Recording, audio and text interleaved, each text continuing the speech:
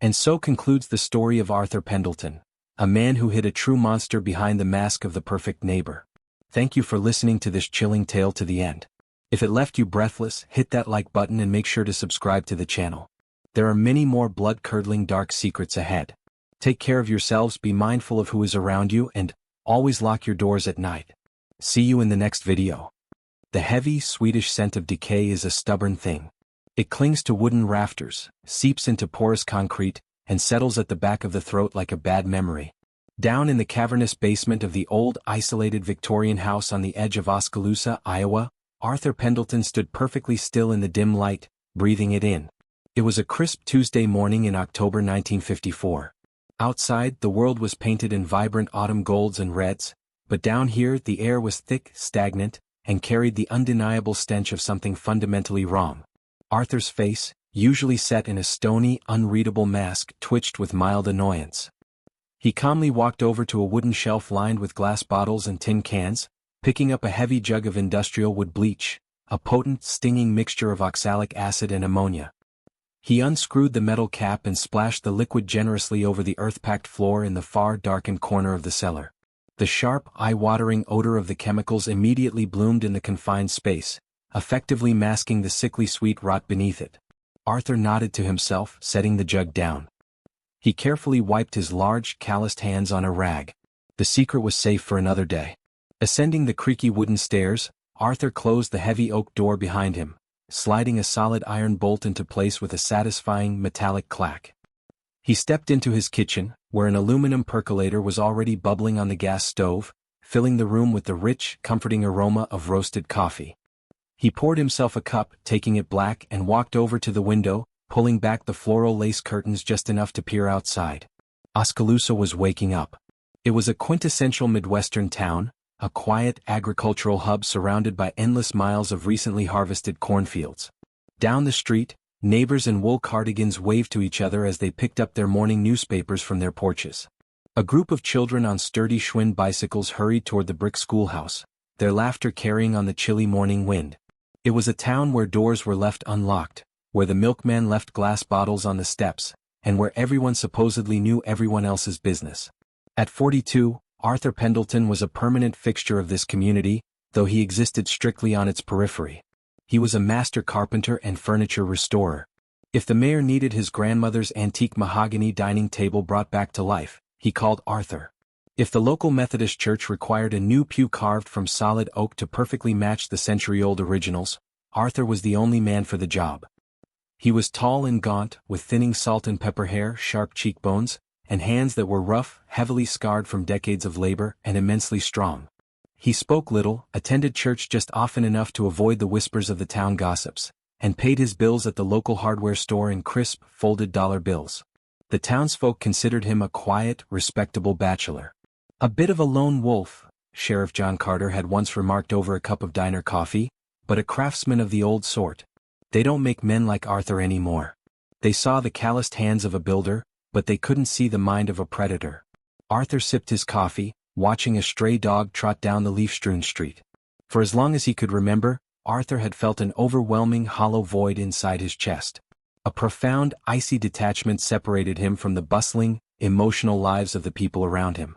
He simply did not understand their joys, their trivial sorrows, or their desperate, pathetic need for companionship. To him, people were no different from the broken chairs and scuffed tables brought into his workshop. They were merely objects. But unlike wood, which could be shaped, sanded, and entirely controlled with a chisel and a lathe, people were chaotic. They talked, they judged, they made unpredictable demands. The tension had been building inside him for decades, a slow, relentless tightening of a coil in his psyche. For years, he had tried to channel this dark, surging energy into his work. He would spend hours meticulously sanding a piece of cherry wood until it was as smooth as human skin, driving his chisels into the grain with a suppressed, trembling fury. He took pride in stripping away the old varnish, tearing down the structure, and rebuilding it exactly how he saw fit. But lately the woodwork wasn't enough. The wood was dead before he even laid a finger on it. It offered no real resistance. It gave him no sense of ultimate power. The absolute control he craved, the godlike authority to snuff out a light, to dominate another entity completely, could only be satisfied by something breathing. Something he could dismantle piece by piece, just as he would a ruined cabinet, until there was nothing left but absolute silence and total submission. Arthur washed his coffee cup in the cast-iron sink, drying it meticulously with a clean cotton towel. He walked into his ground-floor workshop, breathing in the familiar, comforting smells of sawdust and linseed oil. The town of Oskaloosa looked at Arthur and saw a harmless artisan, a man devoted to preserving the past. But they didn't know that beneath their feet, below the sawdust and the lacquer, the carpenter was preparing to build a very different kind of legacy. The pressure in his chest was becoming unbearable. The coil was wound too tight.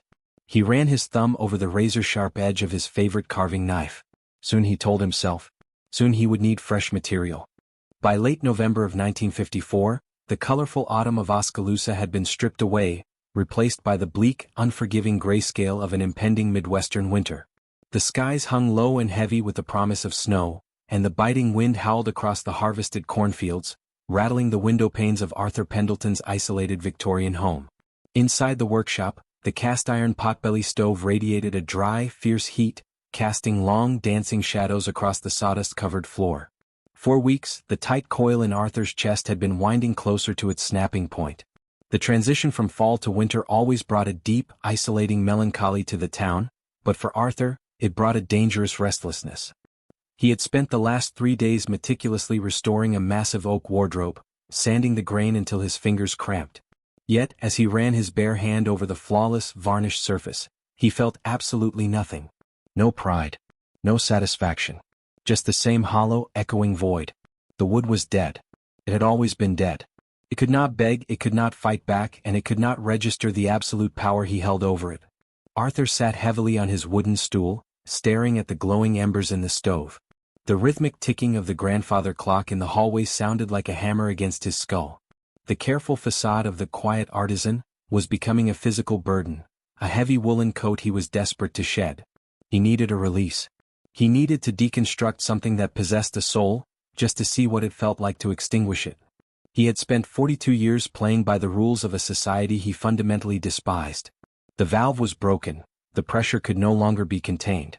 It was exactly 9:15 p.m. when the heavy brass knocker on the workshop's side door echoed through the quiet room. Arthur froze. Visitors at this hour were unheard of. He slowly wiped his hands on his canvas apron, the annoyance quickly morphing into a cold, calculating curiosity. He walked to the door, his heavy leather boots silent on the floorboards, and pulled it open against the howling wind. Standing on the threshold was a man shivering so violently his teeth were audibly chattering. He looked to be in his early 30s, though the harshness of the road had aged him prematurely. He wore a threadbare, oversized wool coat that offered no real protection against the Iowa cold, a newsboy cap pulled low over his ears, and scuffed leather boots wrapped in wet newspaper for insulation.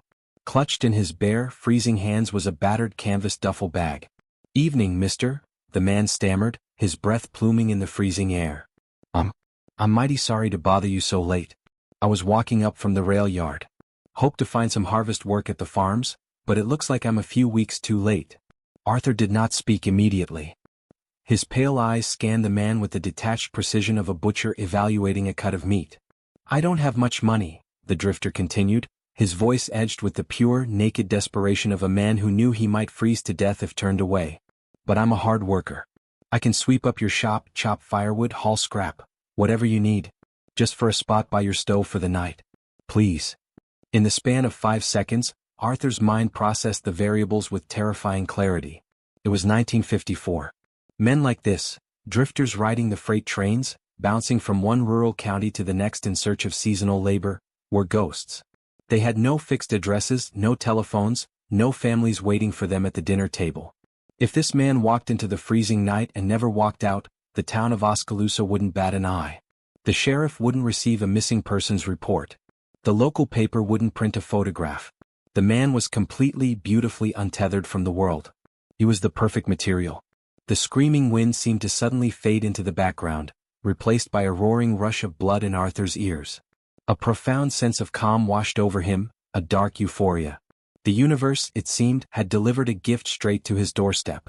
Arthur allowed the corners of his mouth to twitch upward into a stiff, practiced smile, the polite, neighborly smile of a respectable carpenter.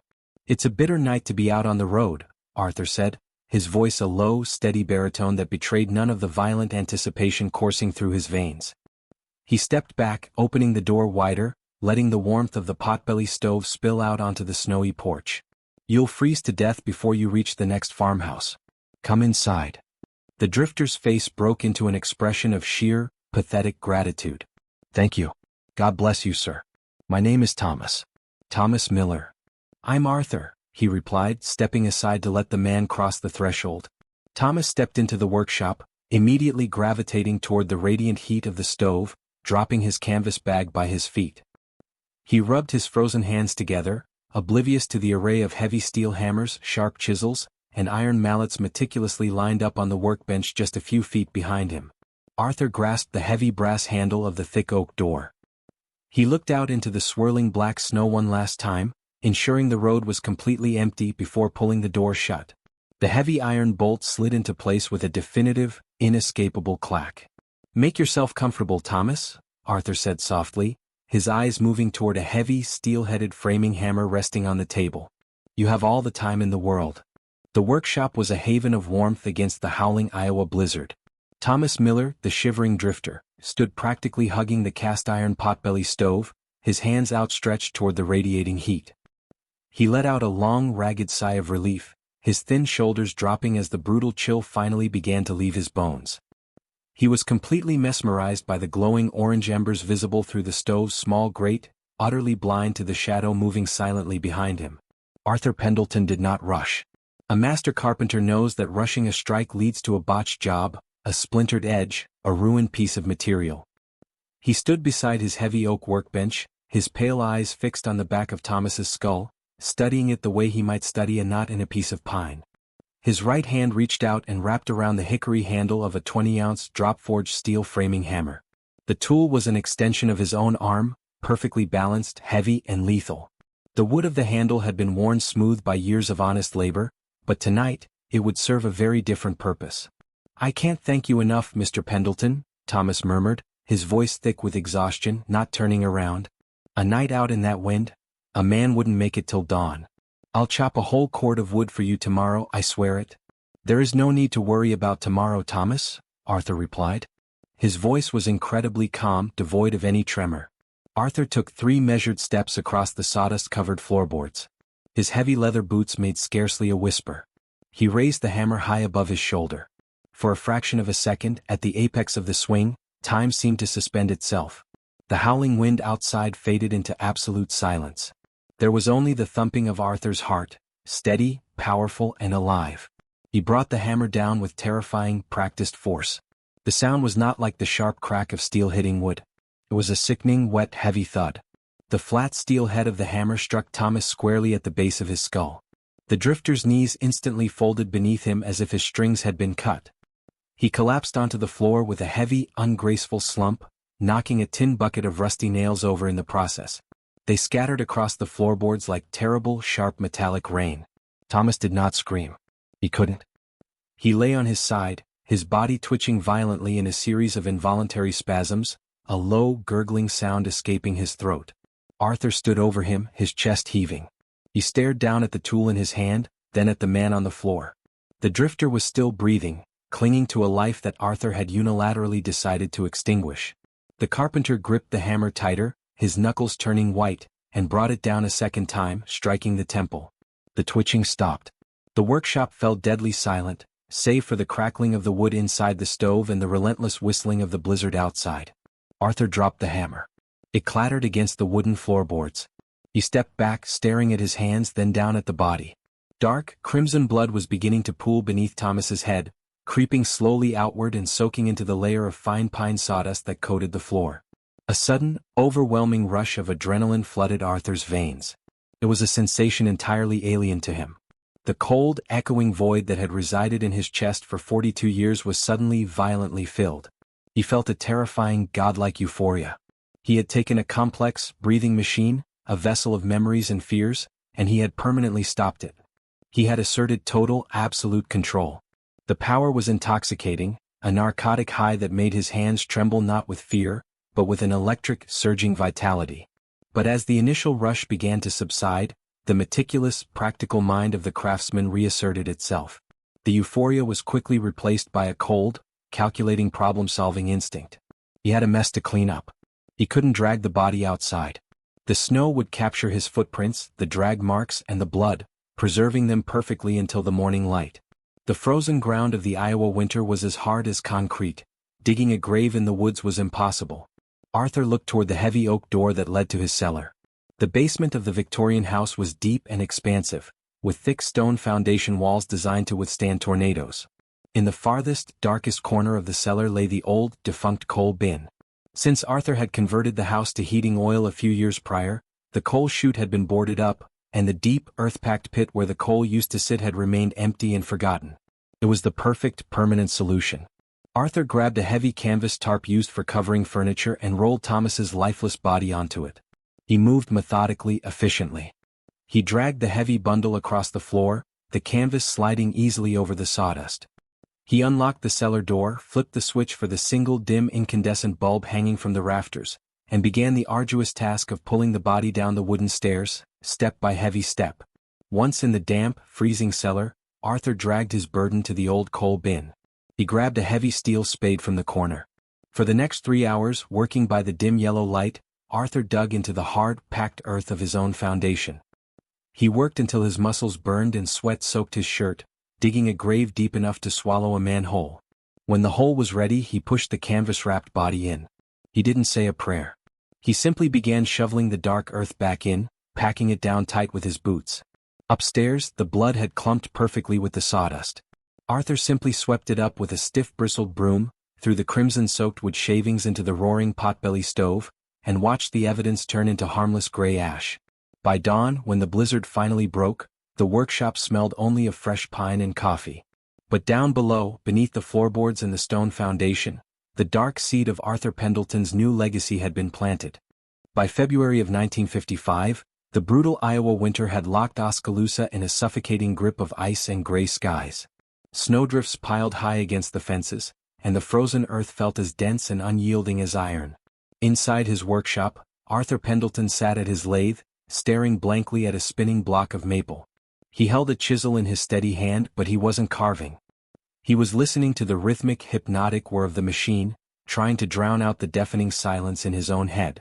The godlike euphoria he had experienced in November after burying Thomas Miller had lasted for weeks. For a time, Arthur had felt entirely reborn. He walked through the snow-muffled streets of Oskaloosa with a secret, terrifying pride.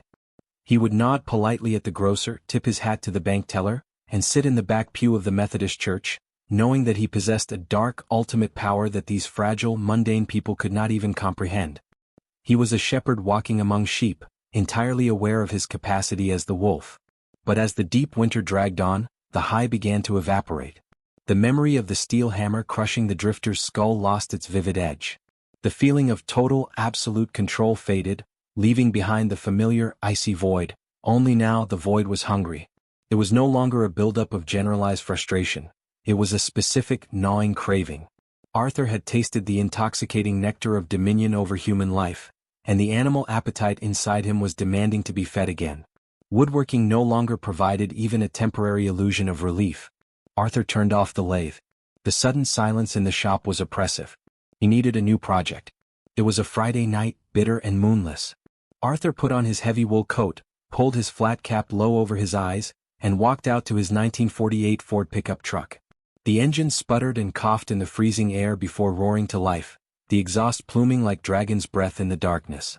Arthur drove slowly through the deserted, snow-packed streets of Oskaloosa, the dim yellow glow of his headlights cutting through the falling snow. He wasn't looking for another nameless drifter. The trains weren't running as frequently in this weather, and the transients were scarce. This time, Arthur felt a dangerous surge of arrogance. He wanted to take someone from the town itself. Someone whose absence would be a secret joke played strictly for his own amusement. As he drove past the rail crossing near the edge of town, his headlights caught a stumbling, uneven figure navigating the icy shoulder of the road. Arthur eased off the accelerator, letting the truck roll to a crawl. It was Elias Vance. Elias was 52, a lifelong bachelor, and the town's most notorious drunk. He survived on odd jobs, sweeping floors behind the local tavern, and drinking his meager earnings before the sun went down. He lived in a squalid, unheated shack out by the old grain silos, miles from the town center. Tonight, Elias was clearly heavily intoxicated, struggling to stay upright against the biting crosswind, his thin coat offering no defense against the lethal cold. Arthur's pulse began to drum a steady, thrilling rhythm against his eardrums. Elias was a local, yes, but he was a ghost in plain sight. If he vanished, the town would simply assume he had frozen to death in a ditch or hopped a freight train in a drunken stupor. No one would form a search party for the town drunk.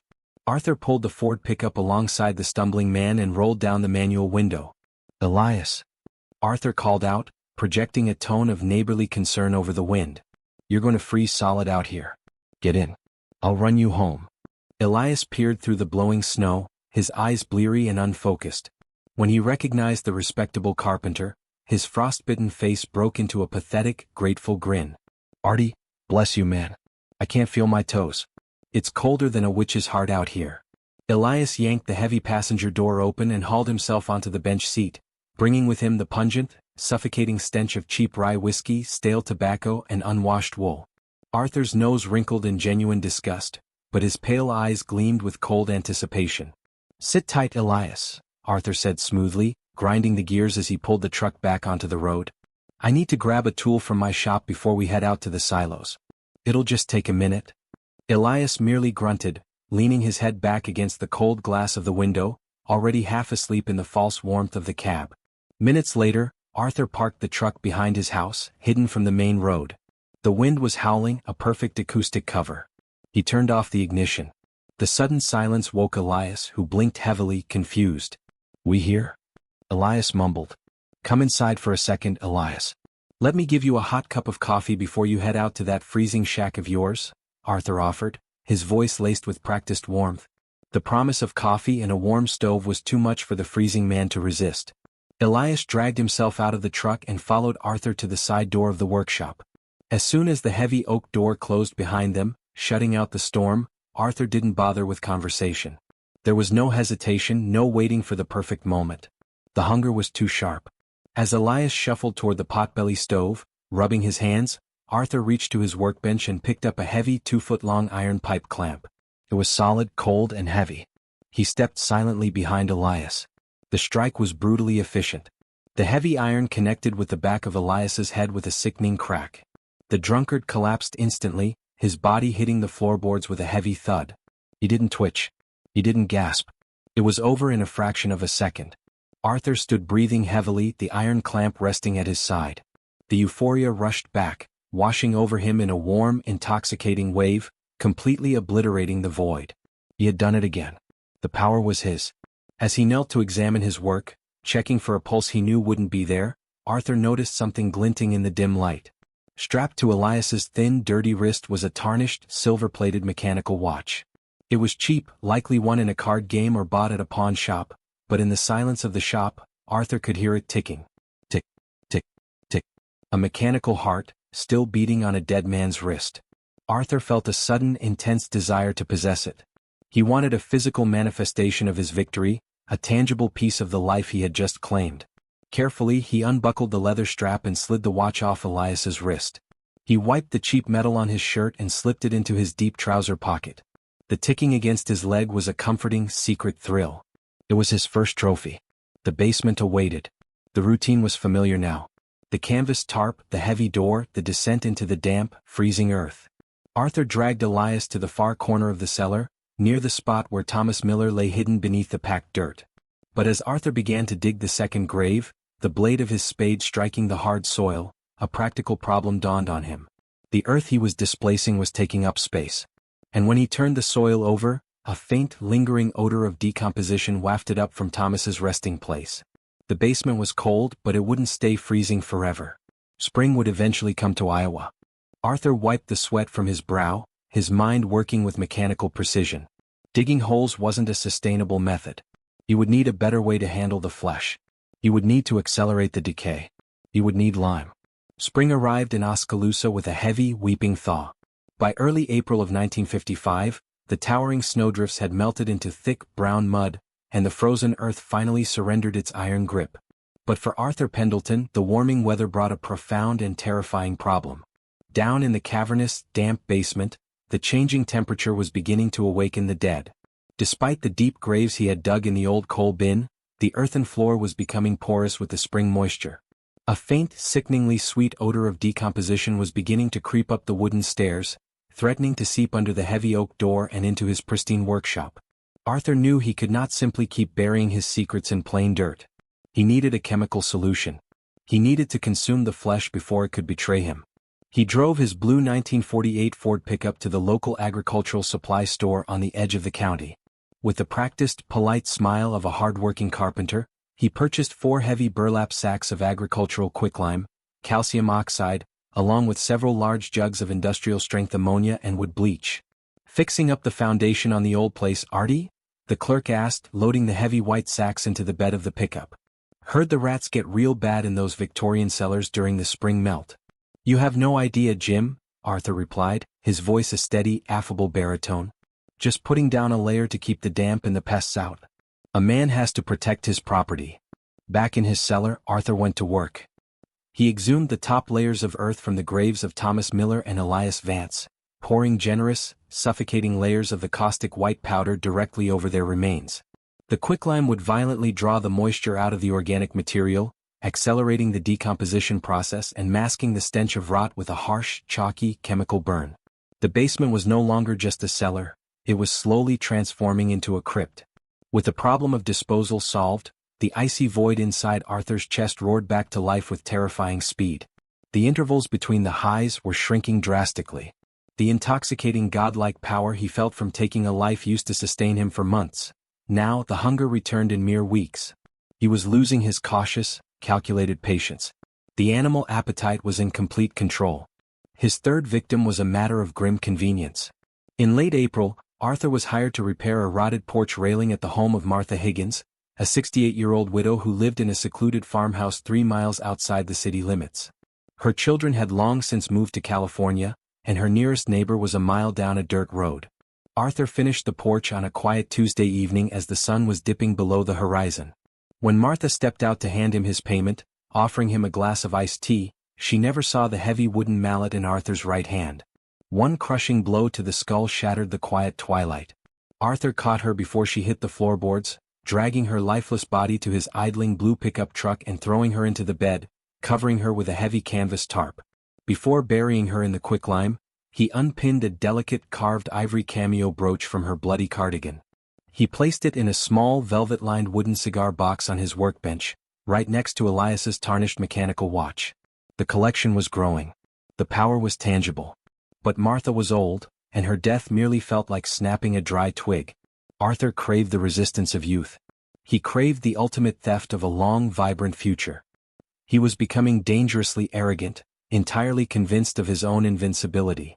It was late May, during a torrential Friday night thunderstorm, when Arthur made the decision that would seal his fate. He was driving home from a lumber yard in neighboring Mahaska County, his windshield wipers fighting a losing battle against the driving rain. As he entered the outskirts of Oskaloosa, his headlights washed over a figure walking hurriedly along the unlit shoulder of the road, holding a soaked newspaper over her head. It was Mary Sullivan. She was 19 years old, with bright blue eyes and blonde hair plastered to her cheeks by the rain. She was a waitress at the local diner in town, universally adored by the patrons for her quick wit and radiant smile. She had clearly just finished the late shift and was braving the storm to walk the 2 miles to her parents' house. Arthur's heart hammered against his ribs like a trapped bird. This was not a drifter. This was not the town drunk or a forgotten widow. This was a beautiful, vital, beloved member of the community. Taking her would be his ultimate masterpiece. It would be an act of supreme defiance against the world. He pulled the blue Ford over, the tires crunching on the wet gravel. He leaned over and pushed the passenger door open. "Mary, get in, for heaven's sake, you're soaked to the bone," Arthur yelled over the thunder. Mary peered into the cab, shivering violently. She recognized the gaunt face of the town's quiet, respectable carpenter. Relief flooded her features. "Mr. Pendleton. Oh, thank you. I thought I was going to drown out here." She climbed into the cab, bringing the scent of rain, cheap floral perfume and diner coffee with her. She closed the door, unwittingly sealing herself in a steel cage with a monster. "I'll have you home in a jiffy," Arthur said, shifting the truck into gear. But he didn't turn toward the Sullivan house. He took the back road, the one that led directly to his isolated workshop. The storm raged outside, masking Mary's sudden realization, her rising panic, and her final desperate screams as the heavy oak door of the workshop clicked shut behind her. She fought back, her fingernails scratching furiously at Arthur's forearms, but his calloused hands were like iron vices. A heavy steel chisel ended her frantic struggle, silencing her forever. Arthur stood panting in the dim light of the shop, blood dripping from his hands. He knelt beside her, cutting a long strip of fabric from her blue floral dress with his carving knife. He folded the cloth neatly and placed it into the velvet-lined cigar box. He carried Mary down to the crypt, laying her in a fresh trench of earth and blanketing her in a thick, blinding layer of quicklime. As the chemical dust settled in the damp basement, Arthur felt an unparalleled surge of euphoric supremacy. But upstairs the storm was beginning to pass. And unlike the others, Mary Sullivan was expected home. By dawn, the quiet town of Oskaloosa would wake up to a nightmare they could no longer ignore. The torrential thunderstorm of Friday night gave way to a brilliant, washed-clean Saturday morning. The sun shone brightly over Oskaloosa, reflecting off the puddles in the streets and the wet leaves of the oak trees. But inside the Sullivan household on Elm Street, the morning was swallowed by a suffocating, rising terror. Mary's bed had not been slept in. Her damp work apron was not hanging on the porch hook. By 7 a.m., the heavy black rotary phone on the desk of Sheriff John Carter began to ring. Carter was a pragmatic, broad-shouldered man of 50, a veteran of the Pacific Theater who had returned to Iowa craving nothing but quiet order. He knew the people of his county the way a farmer knows his crops. He knew that teenagers sometimes eloped and husbands occasionally went on benders. But he also knew Mary Sullivan. She was a girl of strict routine, devoted to her family, who was saving every dime from her diner tips for nursing school. She did not simply vanish into thin air. Within an hour, the idyllic illusion of the 1950s Midwestern town was violently shattered. Carter dispatched his deputies to retrace Mary's route from the diner to her home. They scoured the muddy shoulders of the road, beating the wet brush with wooden batons, calling her name until their voices grew hoarse. Word spread with the speed of a prairie fire. By noon, a crowd of over 200 anxious citizens had gathered outside the brick facade of the Mahaska County Sheriff's Office, offering to help. Among the crowd, wearing a heavy canvas jacket and a perfectly calibrated expression of neighborly concern, stood Arthur Pendleton. Arthur felt a dark, electric thrill vibrating through his bones. The panic radiating from the townspeople was palpable. It smelled like copper and sweat. He watched mothers holding their children closer, and fathers gripping their hunting rifles with white-knuckled intensity. He had caused this. He, the quiet carpenter that no one looked twice at, had stopped the heartbeat of the entire town. It was an intoxication far superior to the quick, brutal moments in his workshop. This was sustained, absolute power. "It's a terrible thing, John," Arthur said in his slow, steady baritone, stepping up to the sheriff as Carter organized search grids on the hood of his patrol car. "If there's anything I can do. I know the woods out by the old mill better than most." Sheriff Carter looked up, his eyes bloodshot from lack of sleep and mounting stress. He clapped a heavy hand on Arthur's shoulder, completely oblivious to the fresh, red scratch marks hidden beneath the sleeves of the carpenter's flannel shirt. "Appreciate it, Artie. Take a group of 5 men down the creek bed. Look for anything out of the ordinary. A scrap of fabric, a dropped purse, disturbed earth. I'll keep a sharp eye out," Arthur promised. For the next 4 hours, Arthur Pendleton led a search party to look for a girl he had buried in quicklime 12 hours earlier. He walked through the damp woods, his boots sinking into the soft mud, offering words of encouragement to the frightened men beside him. Occasionally he would inhale deeply, catching the phantom scent of chemical burn and iron that still lingered in his own nasal passages. He was a god walking among blind, desperate mortals, directing their eyes away from the truth. But while the town scoured the woods, Sheriff Carter retreated to his cramped office, the heavy door closed against the noise of the dispatch radio. He stood before a corkboard, staring at a map of Oskaloosa pinned with colored tacks. Mary's disappearance was a blaring siren, but Carter's instincts, honed by years of police work, were whispering a darker, more insidious narrative. He walked over to a gray metal filing cabinet and pulled out 2 very thin manila folders. One belonged to Elias Vance. He had vanished during the bitter freeze of February. The town had collectively shrugged, assuming the old drunk had finally wandered off into a snowdrift or hopped a freight train. But Carter remembered visiting Elias's squalid shack. The man's prized possession, a battered but functioning Zenith radio, was still sitting on the table, along with his heavy winter boots. A man walking out on his life in an Iowa winter doesn't leave his boots behind. The second folder was Martha Higgins. The widow's house had been found empty in late April. The mail carrier had noticed letters piling up. Her children in California had been contacted, but Martha had never arrived there. The neighbors assumed she had taken an impromptu vacation, a bus trip perhaps. But Carter had walked through her kitchen. Her reading glasses were still resting on an open Bible on the kitchen table, and her purse was hanging on the back of a chair. Until today these events were isolated oddities. A transient drunk and a lonely widow. But Mary Sullivan was the catalyst. She was the violent shift in the pattern. Carter took 3 photographs and pinned them to the corkboard. Elias, Martha, Mary. They had nothing in common. Different ages, different social circles, different locations. There was no obvious motive. No ransom notes, no bodies found, no signs of forced entry. Just a sudden, absolute cessation of existence. Carter lit a lucky strike, exhaling a thick cloud of blue smoke toward the ceiling. His blood ran cold as the horrifying realization finally crystallized in his mind. Oskaloosa didn't have a runaway problem. It didn't have a series of unfortunate accidents. Someone in this town was hunting.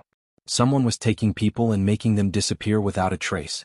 And looking at the escalating timeline, from a forgotten drunk in February to an old woman in April, to a vibrant young girl in May, Carter knew that whoever was doing this was losing control. The intervals were getting shorter. The appetite was growing. Carter crushed his cigarette in a glass ashtray. The search in the woods was a fool's errand. Mary wasn't lost. She was taken.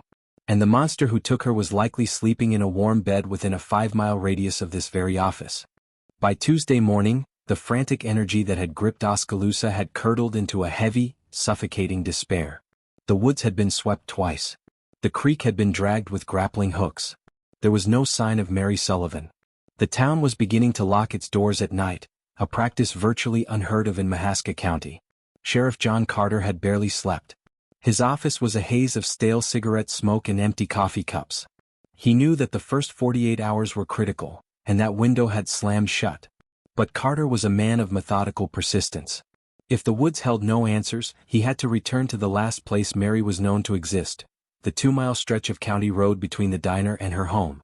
Carter and his youngest deputy, a sharp-eyed 22-year-old named Miller, parked their cruiser on the gravel shoulder just outside the town limits. The torrential rain from Friday night had washed away most of the physical canvas, turning the dirt to slick mud and erasing any clear footprints or tire treads. "Walk the shoulders, son," Carter instructed, his voice raspy. "Don't look for the girl. Look for what doesn't belong." They spent 2 hours walking with their heads bowed, scanning the ditches. It was near a sharp bend in the road, roughly halfway to the Sullivan house, that Deputy Miller suddenly stopped and knelt in the damp gravel. "Sheriff," Miller called out, pointing a gloved finger at the ground. "Take a look at this." Carter crouched beside him. Nestled in the mud, trapped against a large river stone where the rain runoff couldn't completely wash it away, was a clump of debris. It wasn't natural foliage. It was a small, compressed mound of fine wood shavings, bound together by a dark, sticky residue. Carter took a pocket knife and carefully lifted the clump into a glass evidence jar. As he brought it closer to his face, a sharp, chemical odor stung his nostrils. It wasn't gasoline or motor oil. It smelled like harsh ammonia mixed with something acidic. "Sawdust," Carter murmured, his brow furrowing. "And stain. Or bleach. Heavy-duty stuff. Must have fallen out of a vehicle when the door opened," Miller suggested. "A carpenter's truck? Or a lumberjack's? Or a handyman's?" Carter said, standing up. But a piece of the puzzle was clicking into place. Mary wouldn't get into a car with a stranger. She was a smart, cautious girl. She had to have recognized the driver. They needed a witness. Carter spent the next 3 hours knocking on the doors of the few isolated farmhouses set back from that stretch of road. At the third house, he found an elderly insomniac named Henderson. Friday night. Henderson wheezed, sitting on his porch. "Storm was beating the devil out of my roof. Couldn't sleep. I was looking out the front window around midnight. Saw headlights stop down by the bend." "Did you see the make of the car, Mr. Henderson?" Carter asked, leaning in. "Wasn't a car. Was a truck. An old Ford pickup. Late 40s model, I reckon. Paint looked dark in the rain. Maybe blue or black. Sat there for a minute, then pulled away heading north. Heading north. Toward the outskirts of town." Carter returned to the station with a burning focus. A late 40s dark Ford pickup. A driver Mary trusted. A vehicle carrying fine sawdust and strong chemical wood treatments. He picked up his rotary phone and dialed Jim at the agricultural supply and hardware store. Jim, it's Carter. Who in town works with heavy wood chemicals? Ammonia, oxalic acid, that sort of thing? Well, Sheriff, Jim's voice crackled over the line. Half the town buys basic varnish. But if you're talking industrial quantities, Arthur Pendleton was in here a few weeks back. Bought enough wood bleach and quicklime to sanitize a slaughterhouse. Said he had a rat problem in that old cellar of his. Carter felt a cold knot form in his stomach. Arthur Pendleton. The quiet, respectable bachelor. The man who had stood beside him on Saturday morning, volunteering to lead a search party. The man who drove a blue 1948 Ford pickup. An hour later, Sheriff Carter's cruiser crunched to a halt in the gravel driveway of Arthur's Victorian home. The property was eerily quiet. Carter stepped out, resting his hand casually on the leather holster of his service revolver, and walked to the side door of the workshop. He knocked. A moment later, the heavy oak door swung open. Arthur stood there, wearing his canvas apron, a chisel in his hand. His expression was a portrait of mild, polite surprise. "Sheriff Carter," Arthur said, his voice entirely steady. "Any news on the Sullivan girl?" "Not the kind we want, Artie," Carter replied, stepping inside the workshop without being invited. The smell of fresh pine and linseed oil was overpowering. He glanced around the meticulously organized room. "I'm making the rounds, checking with everyone who was on the road Friday night. Where were you during the storm?" Arthur didn't blink. The question was expected. "I drove out to the lumber yard in Mahaska County late in the afternoon. Headed back right as the storm broke. Terrible driving conditions. I came straight home, locked the door, and went to sleep." "Did you happen to take the county road past the diner?" "No," Arthur lied smoothly. "I took the state highway. It's safer in the mud." Carter nodded slowly, letting the silence stretch. His eyes drifted to the large potbelly stove, then to the workbench, and finally rested on Arthur. As Arthur shifted his weight, the sleeve of his flannel shirt rode up slightly. Carter's eyes locked onto Arthur's left forearm. Just above the wrist, partially concealed by the fabric, were 4 angry red lines. Scratch marks.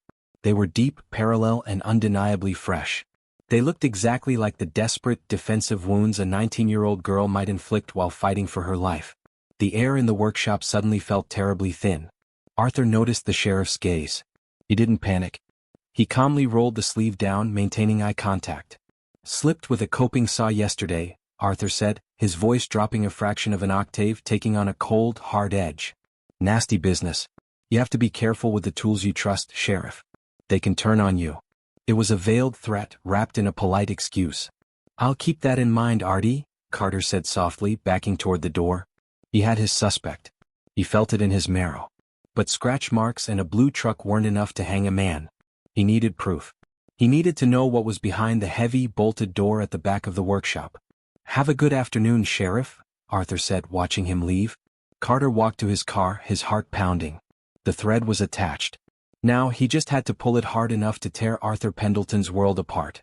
Securing a search warrant in 1955 for the property of a respected, tax-paying citizen was no simple task. There were no digital databases to cross-reference, no DNA tests to definitively link the wood shavings to the crime scene, and no forensic psychologist to explain Arthur Pendleton's behavior. Sheriff John Carter had only a fistful of circumstantial threads, a gut feeling forged in the Pacific Theater, and the terrifying conviction that Mary Sullivan was running out of time, if she hadn't run out already.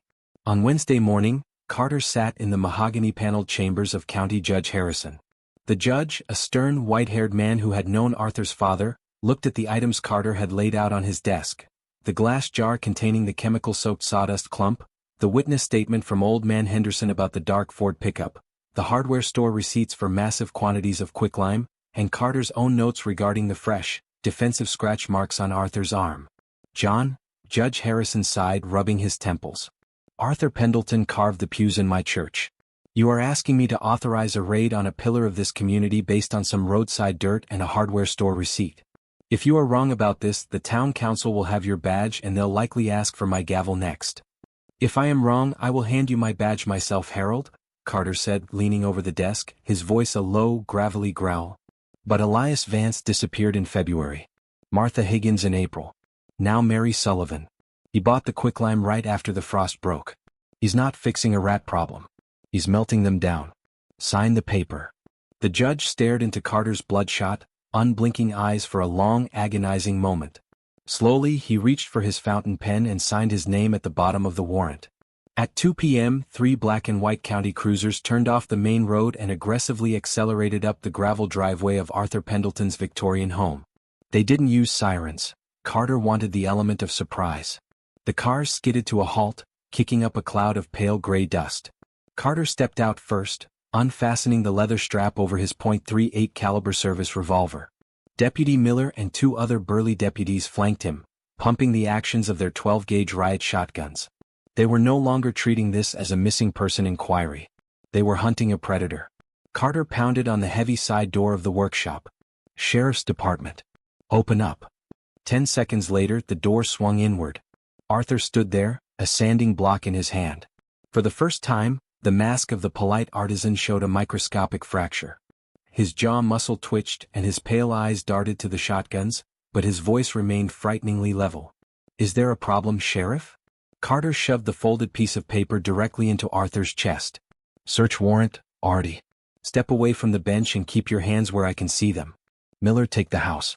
Boys, you're with me in the shop. Arthur slowly lowered the sanding block and took a step back, his face hardening into a mask of cold, imperious disdain.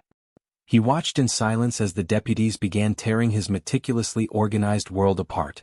They pulled out drawers, overturned barrels of sawdust, and ran their hands along the walls. Carter didn't participate in the frantic tossing of the room. He walked slowly, letting his instincts guide him. His eyes scanned the heavy oak workbench. Amidst the neatly aligned chisels and hand planes, a small, polished wooden cigar box sat pushed near the back edge. It looked out of place, too delicate for a heavy carpentry bench. Carter picked it up. It was locked with a tiny brass clasp. He drew his pocket knife and forced the blade under the clasp, snapping the cheap metal. He flipped the lid open. Inside, resting on red velvet, was an ivory cameo brooch.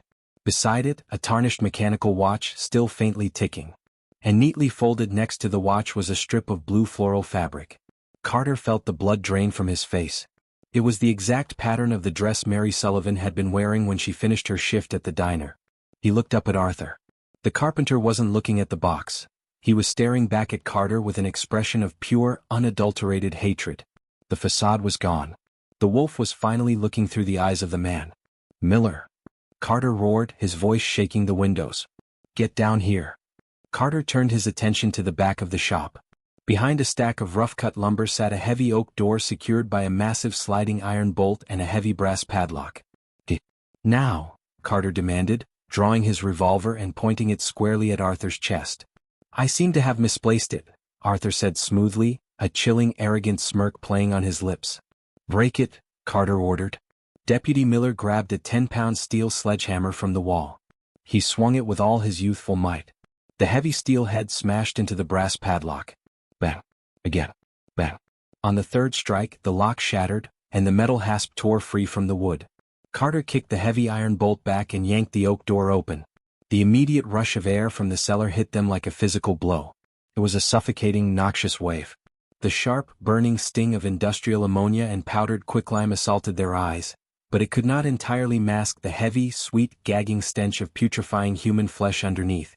Miller immediately doubled over, dry heaving onto the sawdust floor. Carter pulled a handkerchief from his pocket, holding it over his nose and mouth, his revolver still leveled forward. He reached around the doorframe and flicked the light switch. A single dim incandescent bulb flickered to life at the bottom of the creaking wooden stairs, casting long nightmarish shadows across the vast basement. Keep your gun on him, Carter choked out to the other deputies, gesturing toward Arthur, who stood perfectly still, his eyes wide with a dark, terrifying pride. Carter slowly descended the stairs, his boots echoing in the cavernous space. As he reached the bottom, the beam of his heavy steel flashlight swept across the far corner of the cellar, illuminating the old coal bin. The earth had been heavily disturbed. It was covered in a thick, blindingly white layer of caustic powder. But the lime hadn't worked fast enough. Protruding from the white, chemical crust, partially dissolved but undeniably human, was a pale hand, the fingernails caked in desperate, bloody dirt. Sheriff Carter lowered his flashlight, the horrific reality of the crypt fully washing over him. Oskaloosa's nightmare had a face and it was standing right upstairs. Put him in irons. Sheriff Carter's voice violently shattered the heavy, poisoned air of the cellar, echoing up the wooden stairwell. "If he twitches, break his jaw." Carter took the stairs 2 at a time, his revolver gripped so tightly his knuckles were white. When he emerged into the workshop, Deputy Miller had Arthur Pendleton pinned against his own immaculate workbench, snapping heavy steel handcuffs around the carpenter's thick, calloused wrists. Arthur did not resist. He didn't curse, he didn't struggle, and he didn't proclaim his innocence. He simply turned his head, his pale eyes meeting Carter's furious gaze. A slow, terrifying smile crept across Arthur's face, a look of profound, chilling satisfaction. He was an artist watching a critic finally comprehend the true magnitude of his life's work. "Careful with the chisels, Deputy," Arthur murmured smoothly, leaning away from the bench. "They are freshly sharpened." Carter stepped forward, grabbed Arthur by the collar of his flannel shirt, and shoved him toward the door. "Get him out of here. Put him in the back of my cruiser and don't take your eyes off him." Within an hour, the quiet property on the edge of Oskaloosa was transformed into a chaotic staging ground for a nightmare. The wail of sirens tore through the usually peaceful afternoon. State police troopers arrived to secure the perimeter, holding back a swelling, murmuring crowd of townsfolk who had followed the commotion. Down in the crypt, the grim work began. The local medical examiner, Doc Evans, tied a heavy bandana soaked in peppermint oil over his face to combat the gagging stench of ammonia, quicklime, and putrefaction. Flashbulbs popped with blinding white intensity, capturing the macabre scene in stark, unforgiving monochrome. The excavation was agonizingly slow and profoundly traumatic. The deputies used flat-headed shovels, working in rotating shifts because the caustic dust burned their lungs and eyes. They found Mary Sullivan first. The quicklime had ravaged her, but the tattered remains of her blue floral dress, perfectly matching the strip found in Arthur's cigar box, clung to her frame. Deputy Miller had to be escorted upstairs, openly weeping. As they dug deeper into the old coal bin, the true horrifying scope of Arthur Pendleton's madness was unearthed. Beneath Mary lay the fragile, crushed skull of Martha Higgins, the elderly widow. A foot away they uncovered the rotting, whiskey-soaked coat of Elias Vance.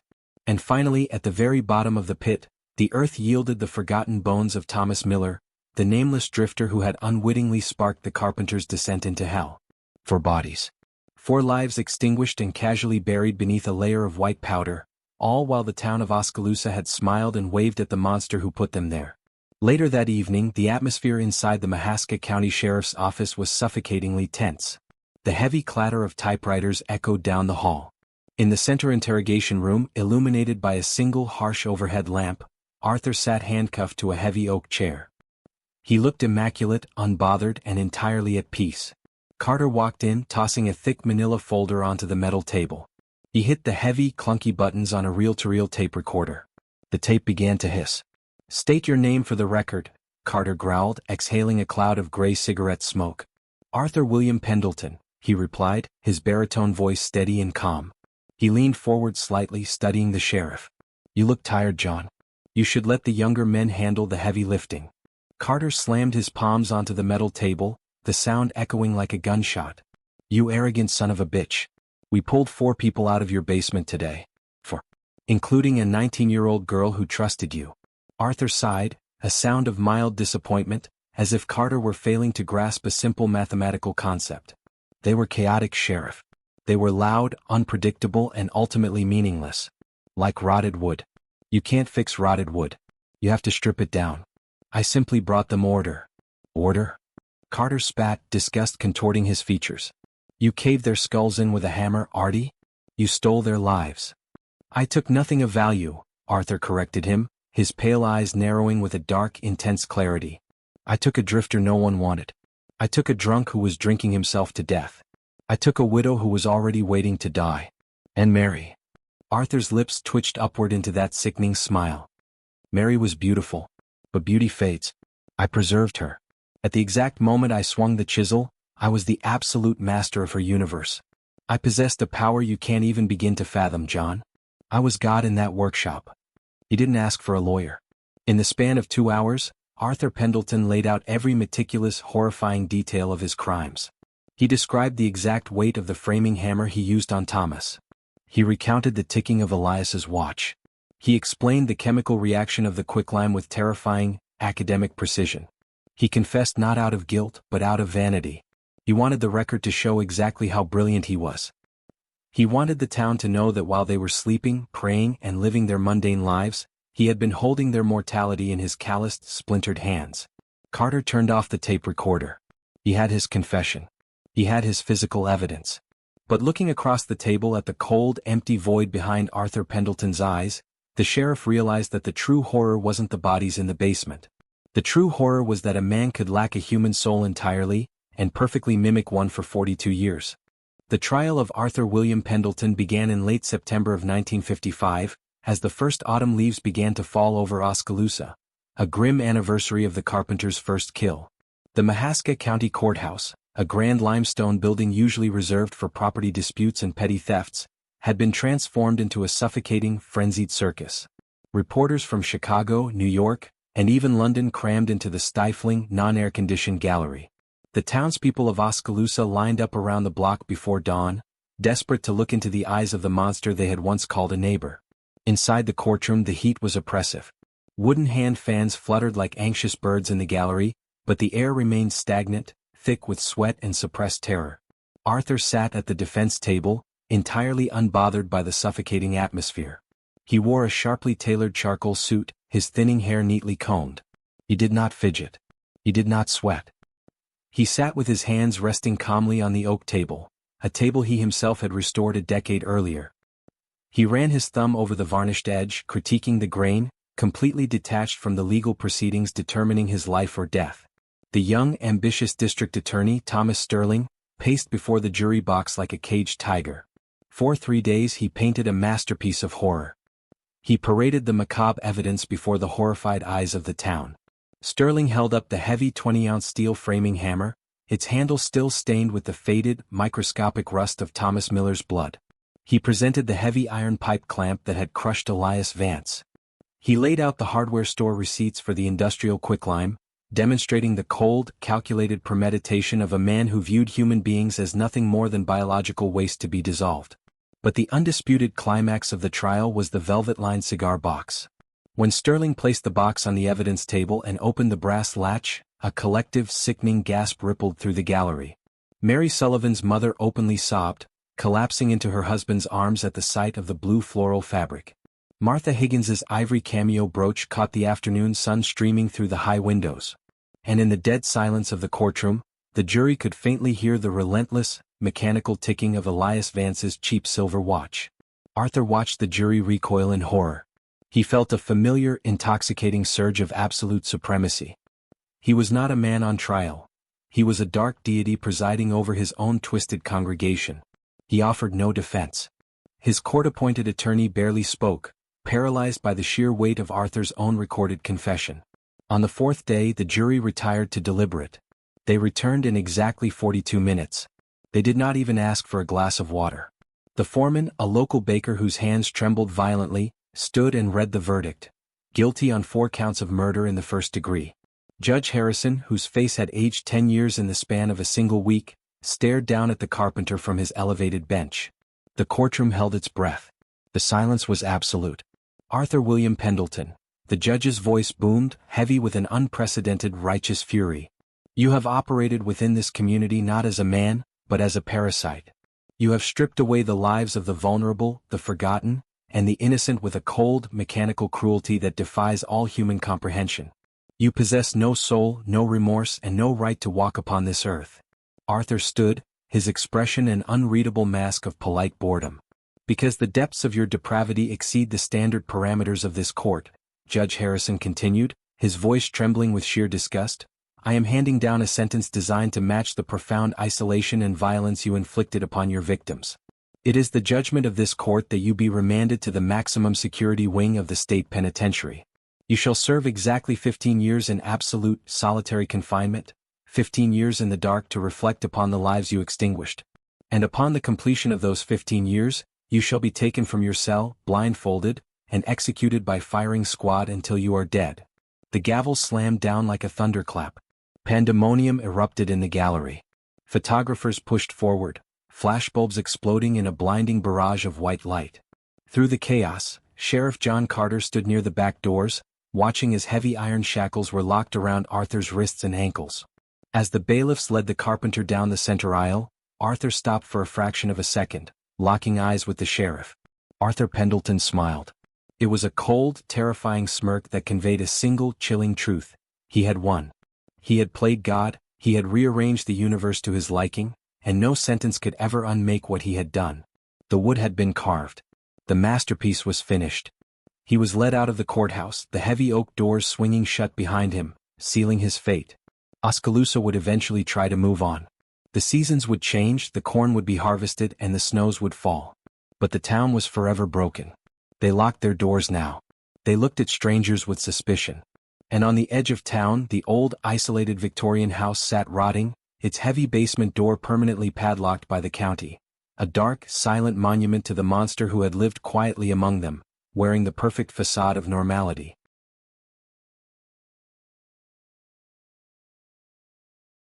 Picture a perfect 1950s American town. Friendly neighbors, fresh pies on windowsills, and doors that are never locked at night. But what if the quietest man on your street, the respectable artisan who fixes your furniture, is hiding an unspeakable nightmare right beneath your feet? Today we are traveling back to Oskaloosa, Iowa. This is the chilling story of Arthur Pendleton, a man whose hands crafted beauty above ground and sowed death in the dark below. Dim the lights, let's begin.